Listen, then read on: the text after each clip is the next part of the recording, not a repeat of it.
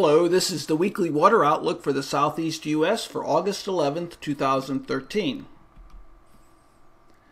Well, we all know it's been very rainy with the vast majority of the days, at least some rain has fallen. So I thought I'd take a look at the number of rain days just over the last week, the last 7 days. And I guess the point here is I wanted to point out is that actually some of the area did not have a whole lot of rain over the last week. This is generally just a day or so.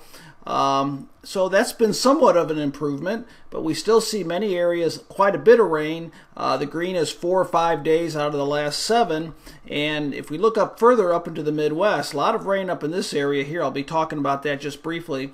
Look at this every day. So the main axis point was right through here, sort of tapering off as it got into Kentucky and Tennessee, but still pretty active in that region. So if we take a look at the jet stream, I think pretty much everything's on track that I've been talking about. We see that area of high pressure in the west, low pressure up in Canada, and generally speaking it wasn't as intense as it was over the last 3 or 4 weeks, but the general trend is still this pattern here with a ridging in the west and troughing in the east, and that's been the defining story all summer so far. We've had pulses of energy moving along through this upper flow. The upper flow has dipped down to the south, and that ridge is pushed up in the west. And that's really been the story for quite some time now throughout the summer months.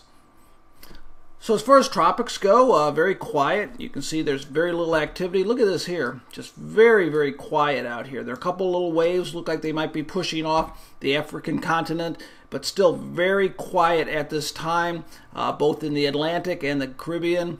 Looks like it should be a quiet week with no tropical systems to keep an eye on at this time. A couple things I mentioned in some of my blogs this week that I want to keep an eye on. This is dust and sand blowing off the African coast. There is quite a bit there, and it's still sort of inhibiting activity. It's not as extensive over the last week as it was for the previous 2 or 3 weeks, but there is still some out there. I also wanted to mention, and this is something over the next 2 or 3 weeks that's going to be very important, the flow pattern. Looks to be like right now this flow pattern is either, if anything does develop, which I'm not expecting, will either curve up towards the northeast, or if it comes out low enough, it could come into the Gulf, this region here. Right now, this area of high pressure is really blocking most of the southeast U.S. We'll have to see how persistent this is, but right now, this would say it's either going to stay well to the east or go to the south of our region. But again, I don't really expect anything this week, so that might not come into play. So precipitation over the last 7 days, one of the things I notice here is it's a lot more scattered than it has been. It's been more widespread in the past 3 or 4 weeks. Still, there has been some significant rain over northern Georgia, western parts of South Carolina, far western parts of North Carolina. Those are those areas in red. Alabama's been pretty wet. Most of the areas received some rain. But South Georgia and the western part of the Carolinas, it's in that blue, and that's just some lighter amounts of rain for those areas. So if we look at the percent of normal precipitation for the last 7 days, what we find is that a little bit more scattered, like I said, compared to the last month where it's been very widespread, a little bit more scattered over the last week. Areas in red are well below normal precipitation. Blue is above normal. You can sort of see that axis I was talking about. This has been that really heavier axis right here. Some flash flooding in Nashville. Lots of flooding in parts of southern Missouri. That's been the more active band. South of that, even though it's been more significant rainfall, it's been more scattered and not nearly as heavy that I've seen over areas further off to the north and to the west. So stream flow, 7-day average.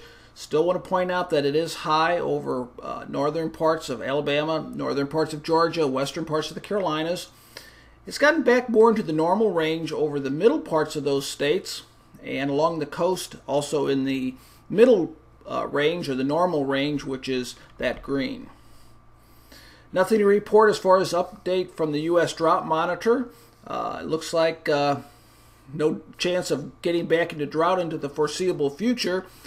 We've definitely tipped back over towards the vulnerability for flooding more than drought, and I really don't see any change of that, not only through the summer but through the fall. Now, what's really been sort of the amazing story so far this summer has been this persistence of this type of upper pattern. Matter of fact, in that blue line, I didn't even change it from last week. I kept it exactly the way it is, and it looks like it's going to be very persistent. So I put early this week the blue line. The yellow line is late for next week. So really not a whole lot of change. I think the big question will be how much this will either sink down to the southeast U.S. or dip up to the north. When it sinks down to the southeast U.S. a little bit more, the chances for precipitation will increase. If it lifts back up to the north, the chances of precipitation will decrease. Now let's take a look at this week. The jet stream is going to dip down to the south, as I just showed you. So this stalled front that's been producing all that rain over Missouri and parts of Kentucky and Tennessee looks like it's going to slide off to a little bit more to the south. So this is a front that we need that boundary here to form the precipitation. By late this week, it's going to be pushing off to the southeast U.S. We have an area of low pressure along that. And when it does that, I think that's going to enhance the chances for precipitation, especially later this week into the weekend. Just a quick overview of temperatures. When you have that dip in the jet stream, it really does keep temperatures a little bit cooler. That cool air sags south, and blue are below normal temperatures so far in August, and you can see it aligns very closely there with the jet stream. Remember that jet stream sort of dips in this area? Cool air to the north, warm air generally to the south. Not that it's all that warm, but you can sort of see right here in the southeast U.S. we're right on the dividing line between the cooler air to the north, the warmer air to the south, and that's one of the reasons when you get that boundary of temperature, that's one of the reasons that you do get a better chance of precipitation.